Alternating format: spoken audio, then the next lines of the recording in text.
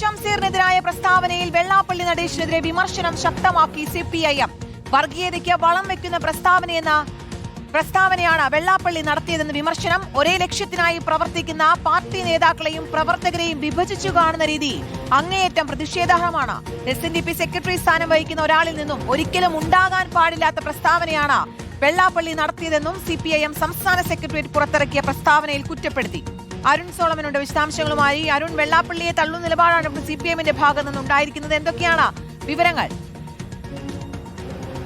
മുൻ speaker AN ഷംസീറിനെതിരെ കടുത്ത വിദ്വേഷ പരാമർശം നടത്തിയ വെള്ളാപ്പള്ളിക്കെതിരെ രൂക്ഷമായി വിമർശിച്ച് രംഗത്തെത്തിയിരിക്കുകയാണ് CPIM-ഉം പ്രതിപക്ഷവും. കാരണം ഇവിടെ AN ഷംസീറിന് ആരാണെന്ന് തീരുമാനിക്കേണ്ടത് വെള്ളാപ്പള്ളി അല്ല എന്നുള്ളതും വെള്ളാപ്പള്ളിയുടെ പ്രസ്താവന ശുദ്ധ അസംബന്ധമാണ് എന്നുള്ളതാണ് CPIM-ന്റെ സംസ്ഥാന സെക്രട്ടറി കൂടിയായിട്ടുള്ള MV ഗോവിന്ദന്റെ പ്രതികരണം. അതുപോലെ തന്നെയാണ് പ്രതിപക്ഷ നേതാവും രൂക്ഷമായി തന്നെ പ്രതികരിച്ച് ഇപ്പോൾ രംഗത്തെത്തിയിരിക്കുകയാണ്. കാരണം ഈ വെള്ളാപ്പള്ളിയുടെ പ്രസ്താവനയെ അസംബന്ധമാണെന്നും അവജ്ഞയോടുകൂടി തള്ളിക്കളയുന്നു എന്നുള്ളതാണ് പിണറായി വിജയൻ ഈ വിഷയത്തിൽ പ്രതികരിച്ചിരിക്കുന്നത്. എന്നാലും ഈ CPIM-ന്റെ ഭാഗത്തു നിന്ന് അപ്പാടെ വെള്ളാപ്പള്ളിയെ തള്ളിക്കളയുന്ന ഒരു പരാമർശം തന്നെയാണ് ഇപ്പോൾ മുന്നോട്ട് വന്നിരിക്കുന്നത്. ഇതിൽ DYFIയുടെ സംസ്ഥാന സെക്രട്ടറി ആയിരുന്ന VK സനോജ് MLA അടക്കമുള്ളവർ ഈ വിഷയത്തിൽ പ്രതികരിച്ച് രംഗത്തെത്തിയിട്ടുണ്ട്. കാരണം തൊഗാഡിയെ തോൽപ്പിക്കുന്ന രീതിയിലുള്ള ഒരു പരാമർശമാണ് വെള്ളാപ്പള്ളി നടത്തിയിരിക്കുന്നു എന്നുള്ളതാണ് സനോജ് MLA ഈ വിഷയത്തിൽ പ്രതികരിച്ച് മുന്നോട്ട് വന്നിരിക്കുന്നത്. എന്തായാലും DYFI അതുപോലെ CPIM അടക്കമുള്ളവർ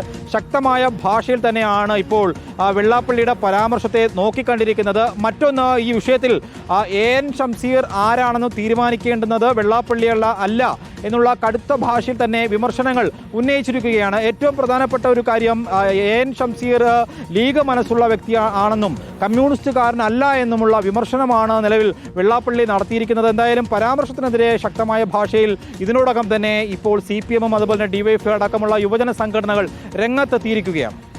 ശരി, അരുൺ സോളമനാണ് വിശദാംശങ്ങൾ നൽകിയത്.